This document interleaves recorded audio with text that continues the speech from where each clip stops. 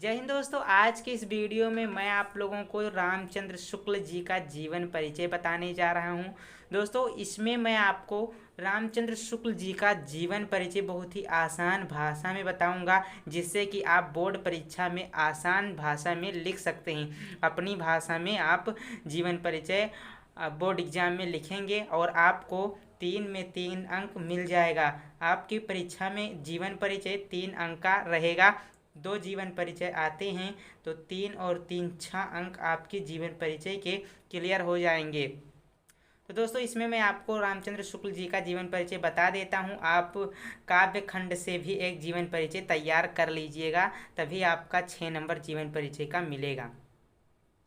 देखिए, रामचंद्र शुक्ल, आचार्य रामचंद्र शुक्ल का जन्म 1884 में, कब दोस्तों? 1884 में बस्ती जिले के अगोना नामक ग्राम में हुआ था।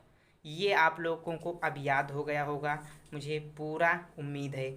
आचार्य रामचंद्र शुक्ल जी का जन्म 1884 में बस्ती जिले के अगोना नामक ग्राम में हुआ था। इनके पिता का नाम चंद्रबली शुक्ल था।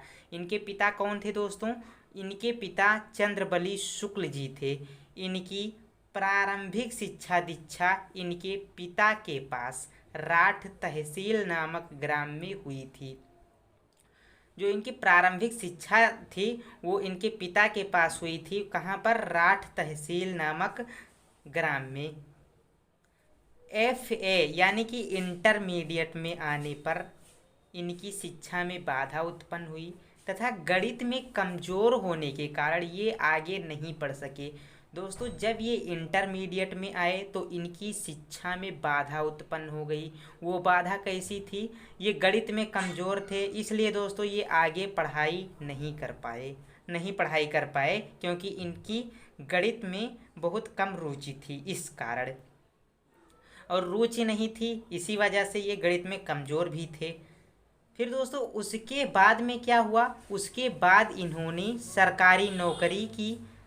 जब ये गणित में कमज़ोर होने के बाद पढ़ाई छोड़ दिए, फिर इन्होंने सरकारी नौकरी की, किंतु स्वाभिमान के कारण इन्होंने सरकारी नौकरी छोड़कर थोड़े समय के लिए मिर्ज़ापुर के ही मिशन स्कूल में चित्रकला के अध्यापक के रूप में कार्य करने लगे।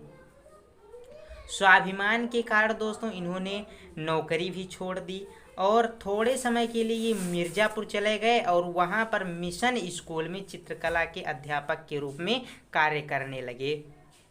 फिर अगला पैराग्राफ देखिए आप लोग दोस्तों।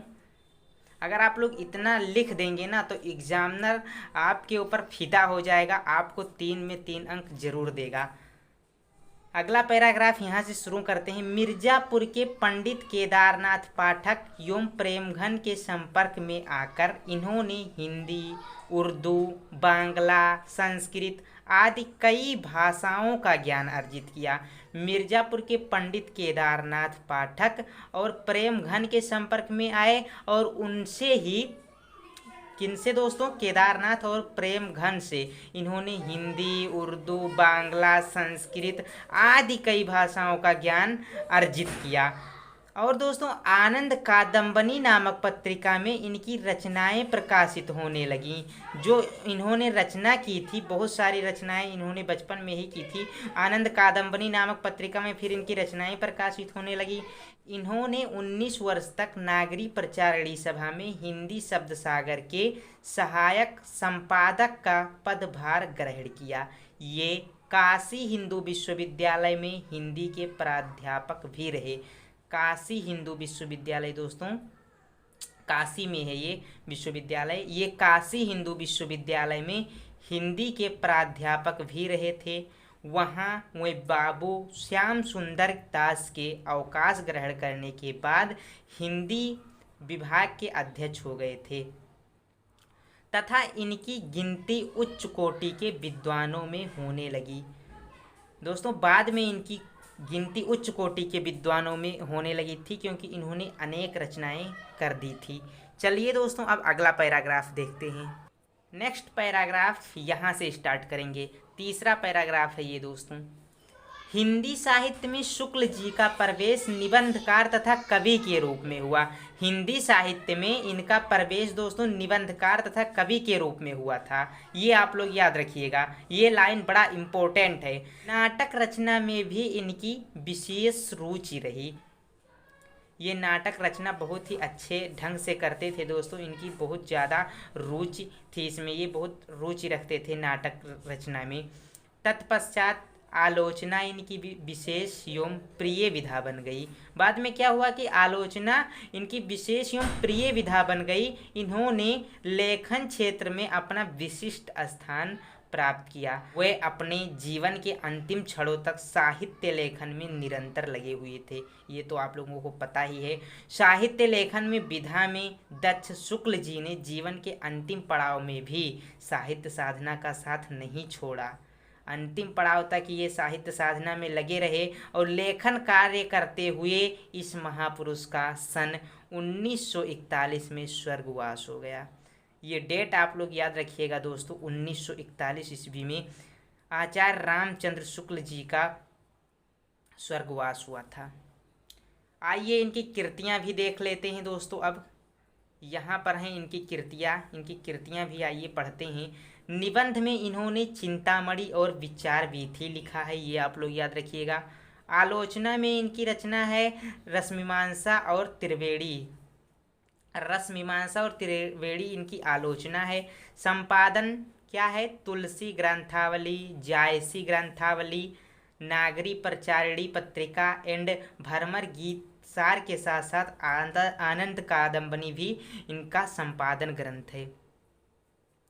काव्य रचना में क्या है? अभिमन्यु वध और 11 वर्ष का समय। तो दोस्तों आप लोगों को ये जीवन परिचय लिख लेना चाहिए।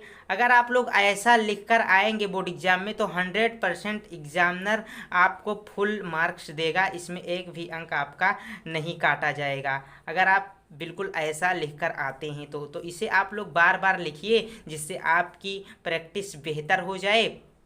और आगे भी आप लोग किसका जीवन परिचय देखना पसंद करेंगे हमें कमेंट बॉक्स में ज़रूर बताएं, ताकि मैं उन लेखक का भी जीवन परिचय आपके लिए ला सकूं। उम्मीद करता हूं आपको ये जीवन परिचय अच्छा लगा होगा।